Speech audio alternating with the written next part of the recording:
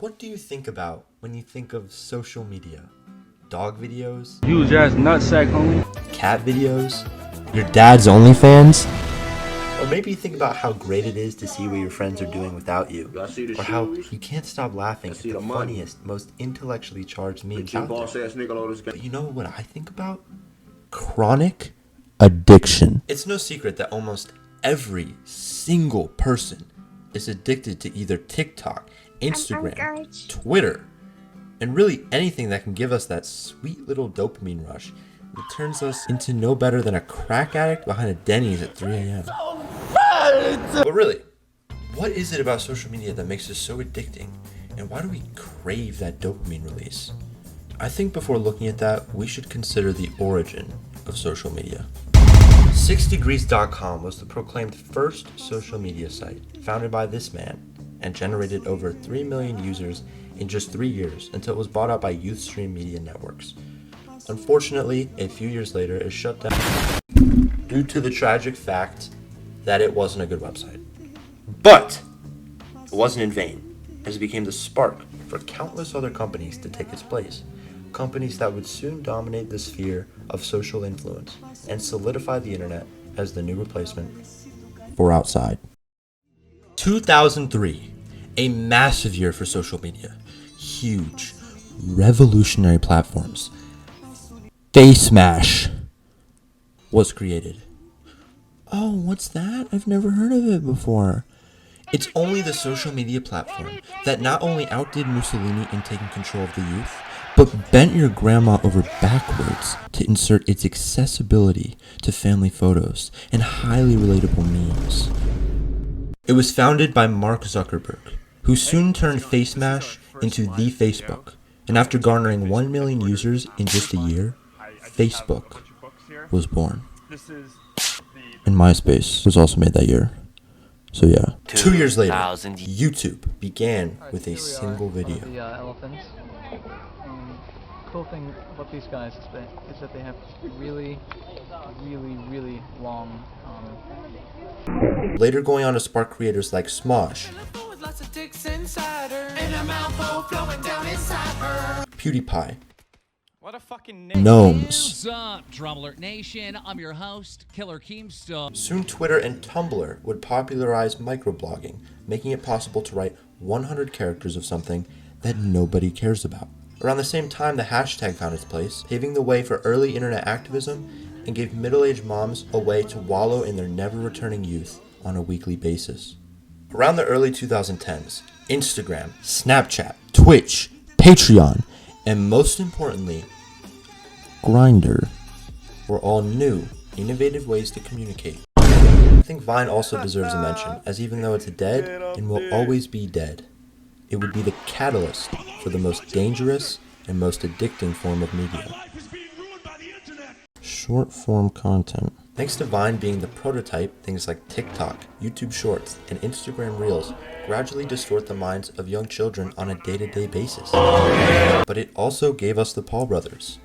So at least there's a bright side. Now, while everyone loves going on these platforms to post pictures of themselves, watch videos, or message strangers, there's also a very unfortunate reality that you'll never be able to stop. Because you're addicted. Have you ever found yourself unconsciously typing in youtube.com in the search bar, or mindlessly scrolling through posts that you're not even looking at? That's because once your brain has found its source of dopamine, and your body is used to that gratifying sensation, you won't want to stop releasing it until you're at the point of addiction. And this is by design. Just think, you've been doing the same activity for hours and hours on end. Scrolling. Why? Because the algorithm is giving you the exact content that you want to see, even if you don't know it. And so you instinctively click on it. So not only have your balls been gorilla gripped by Larry Page, but your mind's been shut off. Self-awareness is nowhere to be found. Just so that this man gets your screen time. And do you really want that? But how do they do this? How does Larry Page and all of his goons get away with taking control of my mind? Well, there's actually an entire branch of research dedicated to making the viewer less aware, meaning you forget about your dog, you forget about your parents' divorce, and you forget about everything happening around you because you're too immersed in Mr. Beast lighting someone on fire for $1 million. Social media companies like Meta, Google, all dabble in this line of research as they compete to make the perfect algorithm specified for you. One that will literally make you stop sleeping for weeks. You won't even eat. You'll actually die in your chair without even knowing it because the content provided to you will be perfect. Okay, maybe not. But who knows? When the primary objective is money, ethics are thrown out the window. Often a human being becomes the equivalent to a number on a chart. Just another indicator to the neuroscientist that their method is working. When you use social media, you are no longer a person. You are an internet attention market. Your humanity is stolen and replaced with retention rate that will be studied. So next time, when you find yourself scrolling into the Instagram or TikTok void, think about those times at the carnival, walking hand in hand with your parents. Suddenly you look over your shoulder to see a fishbowl game. Mommy, I want to win a goldfish. You say to her. When you go over to play the game, oh, you win that goldfish. Just to hold it up to your face and stare into a mirror. You are no better than that fish. So all of that begs the question, what can you do about it? What can I? What can anyone do? Honestly, I don't know. I'm not this guy. If I had to guess, it comes down to willpower. It comes down to drive. And it comes down to not being a little bitch. Alright, insert the David Goggins clip. I like to get a bunch of men together. Okay. Men that are the hardest of the hard. And I want to be with these men. Actually, I'll just play the montage. When I was in the military, we go on these instructor-led runs. Most of the time, we knew the start and end point.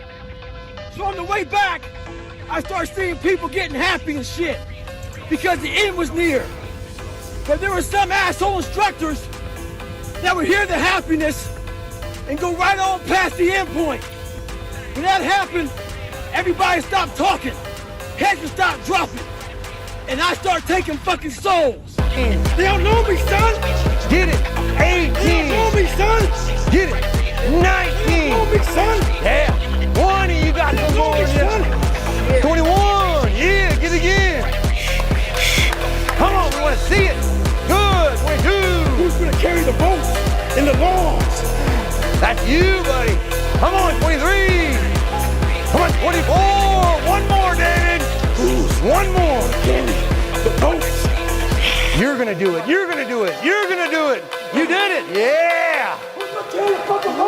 Or it comes down to separating yourself from the constant pressures of comparison and finding solace living in the real world.